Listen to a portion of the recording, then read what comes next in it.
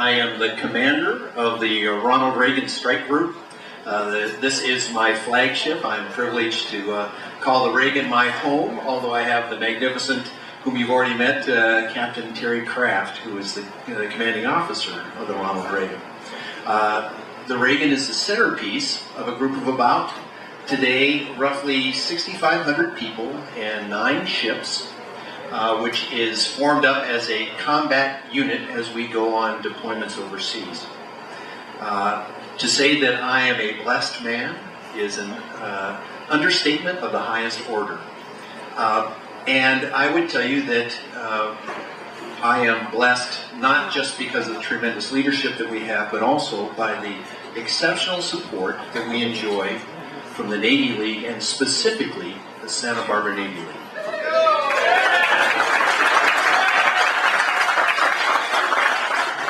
Now, I know many of you all were able to come and visit the ship when we had our great port visit last year. Can I see a show of hands of those who have not been on board Reagan before? Oh, quite a few. That's great. Well, you're in for a treat. We're going to run you ragged, of course, as we always do. But I think there's a few things that I would like you to take away from this visit. So I'll try to tell you up front so you know what to look for. The first thing is that as we sit here in the Chief's mess and as the captain briefs you on this remarkable technological marvel that we sit in, is the resident capability in the American people to put something of this magnitude together, to spend the money and to spend the time and to invest our most precious resource, our young men and women, to put this sort of statement to the world out. It is a very impressive ship. I'm sure you'll get a chance to see all of it. It is, you know, the numbers are just staggering. You can fit the Washington Monument in the hangar bay. You can put the Eiffel Tower on its side on the flight deck and still have room for a regulation basketball court. You can, if you stand it on end, it's almost as tall as the Empire State Building. And the catapults are powerful enough each time they fire to move the Empire State Building. And if you could put it evenly across the base of that building, 6 inches every time we shoot one of those catapults. That in and of itself is remarkable. But the greatest investment that you and I make in this ship is in the people that are here. An all-volunteer force, the most, I would tell you, the next greatest generation that occupies this, within the skin of this ship. They come from every state in the Union and several countries outside the Union.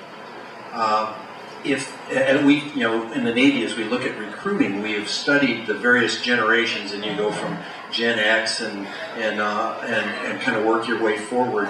The current generation, these young men and women of 17, 18, 19 years old, are from what we call the millennials, and they are coming of age in the new millennium. As we do all of our testing to see what interests them and what their principles and what they believe in, we find that their greatest, the greatest comparison and the closest match is to the G1 generation, or the greatest generation. And so, as you work your way around today, as a Friday, the captain is working on what we call a de-glamorization program for alcohol abuse. We're trying to encourage our sailors to do things other than just go out and drink, and they are listening to that message very carefully. But so there won't be a whole bunch of people here, but I encourage you, everyone that you can talk to these young men and women. It will make you feel good about the future of America. Your support of these young men and women, and we are surrounded by it. If you're in my cabin, you sit on furnishings that you all have provided.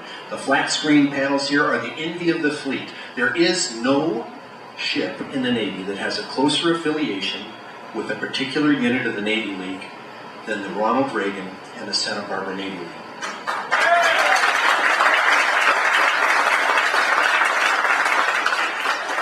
So we are the beneficiaries of your gracious hospitality, of your overwhelming generosity, and the sailors here know it and they appreciate it. I too am humbled to be in your presence, but I am certainly the lesser of the many great people who stand in this long blue line that will continue to support and defend our nation, and the principles that we believe in for years to come. So with that, it's a very busy day. We're going to cart you all around. I will leave you to the people far smarter than I to give you the tour and to show you a little bit about what your tax dollars are paying for, and certainly what the Santa Barbara Navy League has invested in here in what I believe is one of the finest examples of America that we can take around the world. So with that, I'll turn this over to the commanding officer of the USS Ronald Reagan, Captain Terry Kraft. You do not get to be the commanding officer of one of these ships. There's only, obviously, 11 of them in the inventory. And you certainly don't get to be the captain of the newest aircraft carrier without having superb skills and a remarkable resume. And I'll leave it to him to tell you a little bit about his background. Thank you so much for coming and joining us. I want you to know that this is always your home as much as it is ours. Thanks. Well, let me add my welcome aboard. We're absolutely thrilled to have you on board Ronald Reagan today. And as the Admiral stated, anything to do with Santa Barbara Navy League is good news for the Ronald Reagan, especially good news for our sailors. So it's just a thrill to have you here. We're going to show you a lot. We're going to run you up some ladders, and please, if you're not comfortable going up the 7 ladders to the bridge, that's fine. You can hang out with me in the inport, or we've got other things for you to do. So don't worry about that. Otherwise, there's 5 miles of corridors on this ship. You won't have to walk all 5. You may feel like you did by the end of it. But Admiral Miller is he was an S3 pilot. He flew S3s, and he is the commander of our strike group. Our strike group on deployment, I'm going to talk about deployment here in a minute, included 2 destroyers, a cruiser, and a supply ship. And that's it. You may remember strike groups or battle groups, as they used to be called, that would include like 10 or 11 ships. Now, because of technological advances and because we can do so many things with multiple platforms, we're down to 5 or 6 ships in the strike group, which I think is pretty interesting. So Admiral Miller, his staff, we're his flagship.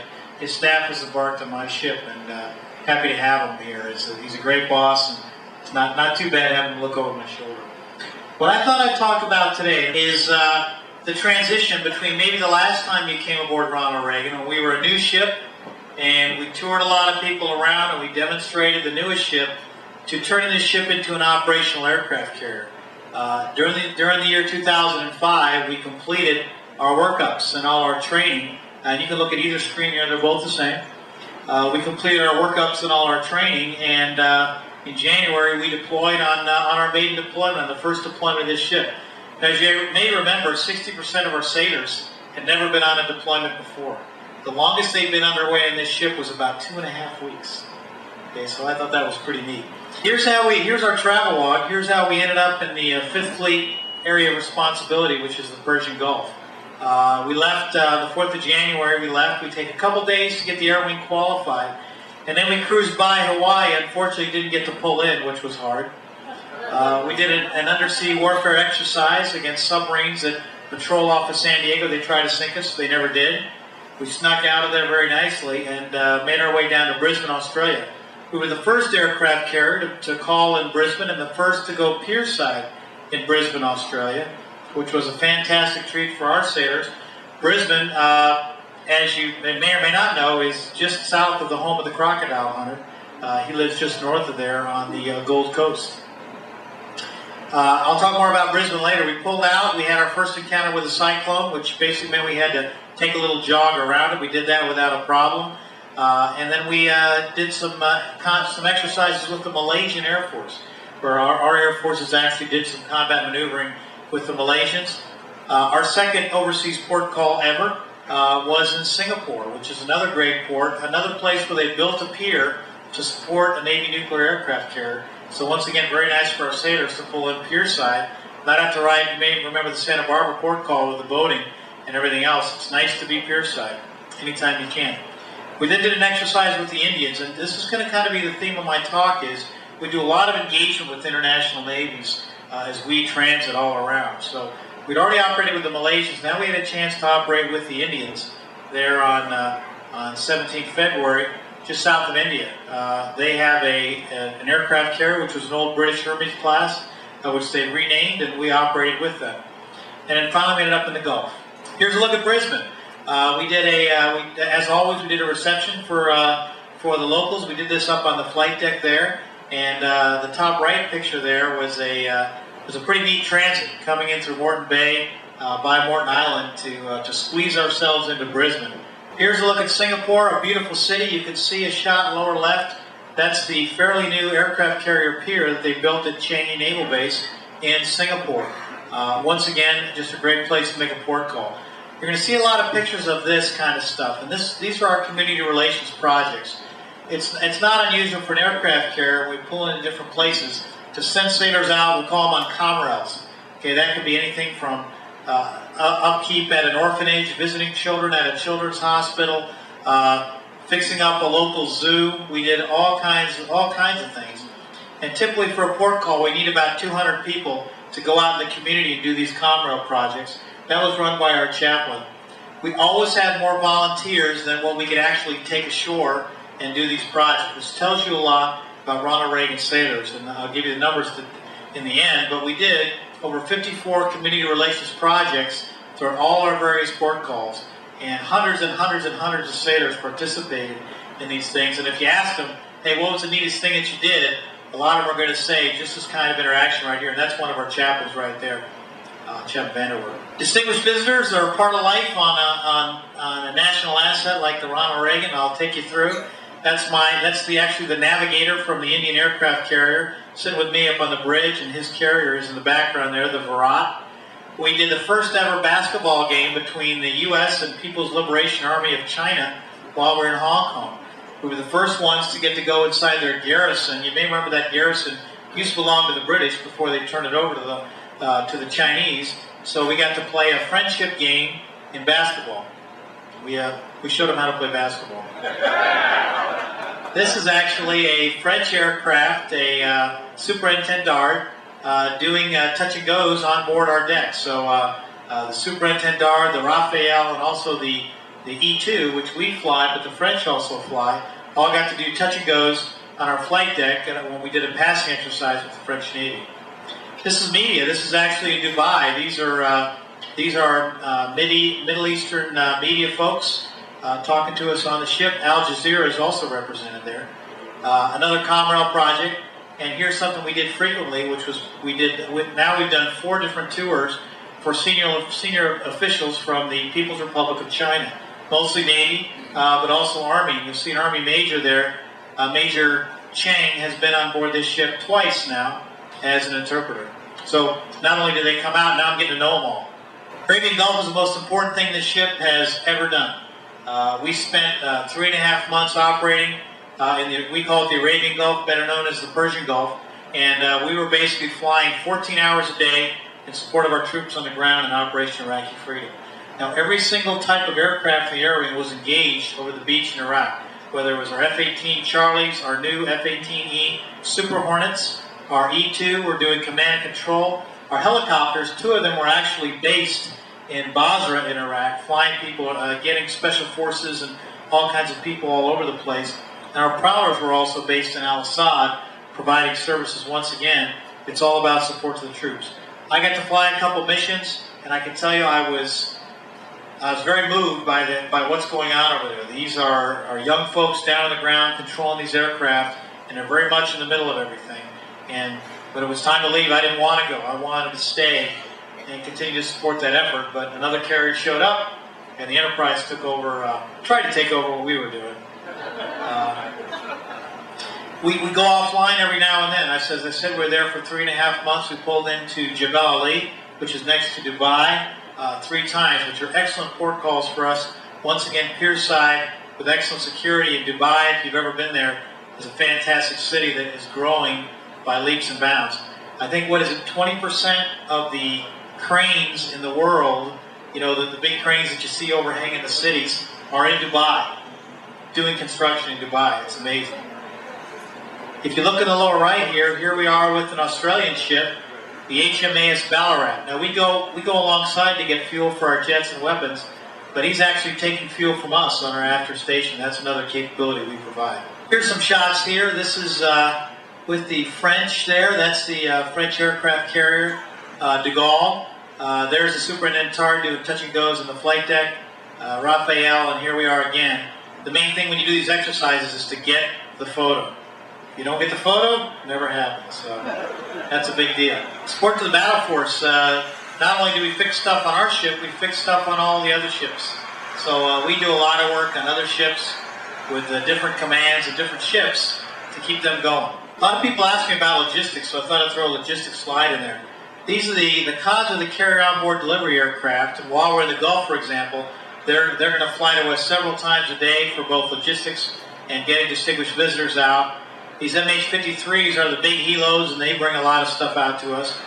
Thought I'd show you how much mail we handled, 500,000 pounds, and 600,000 pounds of laundry processed, 2.1 million meals served on board Ronald Reagan. So when you add up the numbers, it's a lot.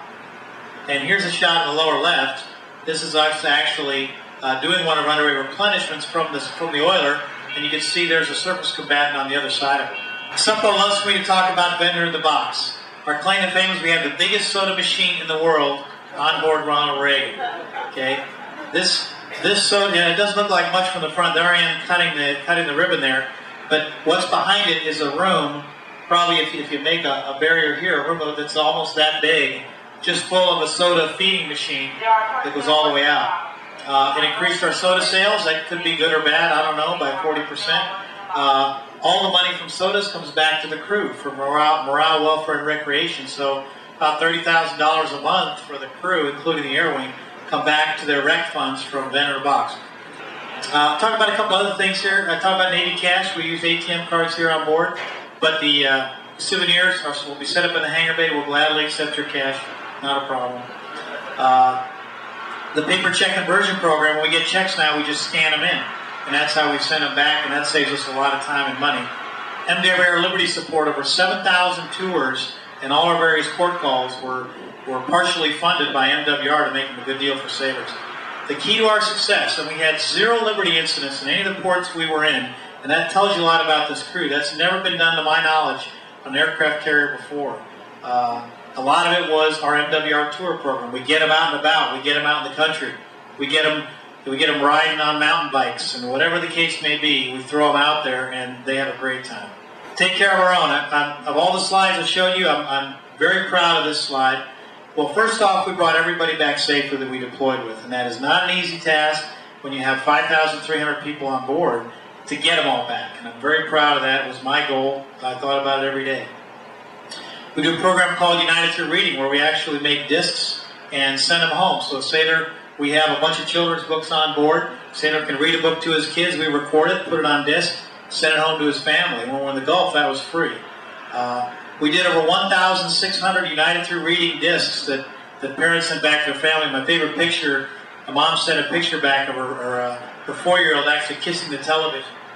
You know, when Daddy was on TV reading a book. And they can also record things and send those back to us. So we set a record for that, although the Enterprise is getting close. We did 1,600 of those. We have a family web page. So, you know, we have our normal web page, which many of you have seen. We set up an access part for the families, password protected, so we can put a lot more information on there about what their sailors are doing. We're not allowed to put names and those kind of things usually on our website. We can do all that kind of stuff. We did family video teleconferencing. Okay, so you could go into the Admiral was nice enough to provide the war room. You can go in the war room and do a live VTC with your family, okay, which is pretty neat. A lot of people saw the first set of video teleconferencing we did were when new fathers saw their babies for the first time they'd never seen before. Pretty neat. We set a lot of records. Combined Federal Campaign, we set a record for the most money ever given by an aircraft carrier, $239,000. Which the carrier average is about $150,000. So we shattered the old record. And that wasn't through any arm twisting or anything else. This crew, as I said, is just very unique.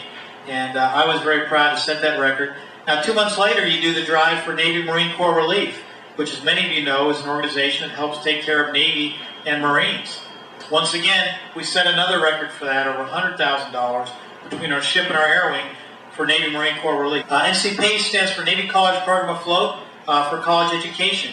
We always had 4 PACE instructors on board. Those are 4 college professors throughout the entire deployment. We still have them attached to this ship.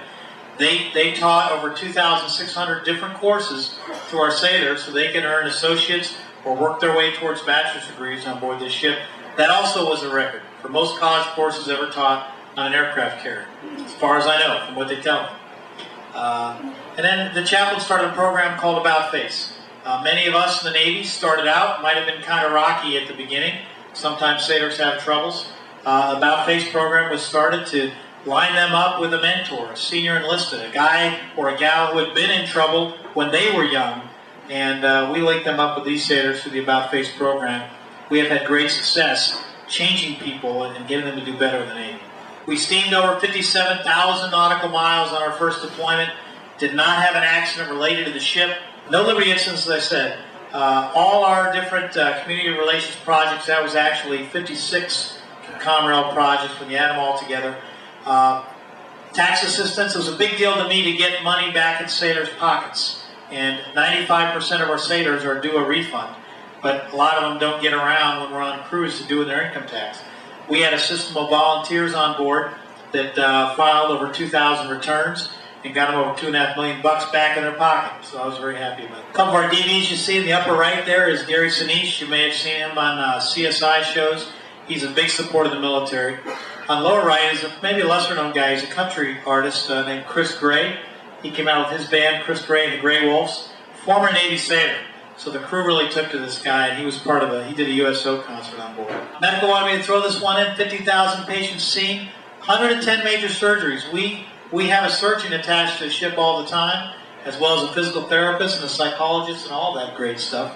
And they do very nice jobs with medevacs and all the other great stuff. Here's a look at coming out. This is Jebel Ali. You can see behind us on the right side, that's the Big Palm, which is actually a man-made island that goes out off the coast of Jebel Ali. They have two of these. They're huge. They're amazing. They have an indoor ski slope. That's my buddy, the Ace Suppo, Rick McCarthy there, as we were skiing on the indoor ski slope in Dubai. And in the upper left, that's a big oasis area they set up right next to the aircraft carrier, which we set up with wireless internet and all the great stuff that sailors like to do. Here we are coming back. There's our stop in Malaysia, in Port Kelang. See that right there in Kuala Lumpur. There's Hong Kong. We did an exercise called Valiant Shield, which you may have read about, which is a rendezvous with 3 aircraft carriers off of Guam. 3 entire strike groups did a major exercise off of Guam. We got 20 hours in Pearl Harbor to pick up our Tigers for Tiger Cruise, and we got back in San Diego on Nancy Reagan's birthday, 6th of July. Here's a look at Kuala Lumpur, the Twin Towers there, which are amazing. I think they're the 3rd highest towers in the world. That's us, and that's actually the facility where we were able to come in pierside. Now, it's a big deal for them to let us in because you can see we take up 2 or 3 commercial spaces at their pier. And for them to let us come in like that is a real bonus. Here's Hong Kong, the famous basketball game. And we were actually, this is our only port call where we were not pierside. This is one of our destroyers out tied to a buoy. This is General Kai, and here we are enjoying the basketball game. It was a real thrill for me to help bring the ship into Pearl Harbor. Pretty neat. We render honors to the Arizona Memorial as we go by. Here we are coming by the memorial, and we did a big picnic just before we pulled in. We brought 1,200 of our friends and family members on board for Tiger Cruise on the way back, and we just had a great time. This is the 4th of July. We changed our numbers. This was the XO and the Command Master Chief's idea. They're now red, white, and blue. That was the night that we unveiled it. So if you happen to be here at night sometime, take a look over from San Diego side, wherever you are, and you'll see our new numbers. The best part of anything that you do in the Navy is always homecoming. And here are the final moments of us being pushed ashore. We man the rails all around, but just prior to getting pierside, we move everybody over to the starboard side. Cast of thousands there, welcoming us home. And that's us coming in there through my favorite bay. I can answer some questions now, but I'm also going to see you at lunch, and then all of you are going to be touring through the import. We'll have a chance to talk to smaller groups and answer any questions. We get more stability out of our bow because of the bulbous bow. We can ballast it, we can deballast it. Typically it's about half full of water. But another benefit I've found, it increases our length of the water line, so it makes us more hydrodynamic. Helps the ship turn better, which is pretty neat. Another thing they found out when they finally got the ship tested and everything else is we can't go 16 knots. on an even increment. Usually every 5 RPM is going to be another knot. 5 RPM is 1 knot, 10 RPM is 2 knots, so forth and so forth. Well, the RPMs for 16 knots didn't work out. So we'll go 15 knots or 17 knots, but in between, just because of the way our hull is, it's kind of an odd number. So that's another unique thing to Reagan. The other unique, some things that you can't see is, we are all our stuff rides on a fiber optic LAN here on the ship. We have miles and miles of fiber optic cable that all our communications, alarms, controls, all that rides on. It's a nodal network called the Integrated Control and Navigation Network, ICANN, all throughout the ship. So that it can be good or bad. Initially there were some growing pains with it. We've got that smoothed out, and it works great. So Captain Simon's the guy I relieved. He did a lot of work getting all the bugs out of the ship, and I got to take the ship over in November. Some of you asked about my background, about how you become the CO of an aircraft carrier, and it's neat the way we do it. An aviator will always command an aircraft carrier. Navy decreed, I think it was in the 40s, that every commanding officer of a ship that operates aircraft primarily and a base that operates aircraft needs to be an aviator. I think the other part of it is, for me, the most dangerous thing we do every day is the aviation. The decisions I have to make usually involve something to do with flying, so that helps out. This ship can move out, and the response is instantaneous. Kind of drops down, goes a wee bit. But I mean, we're basically a steamship with hot water supplied by our 2 nuclear reactors. So the reactors provide the hot water for the boilers, but other than that, we're a steamship.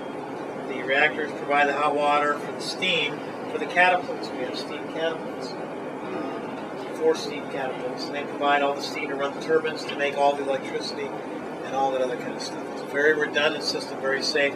We have 400 people in our reactor department, very highly trained, and I actually train with them about every other day to make sure that we keep the same high standards of safety. I'd like you to talk about the China.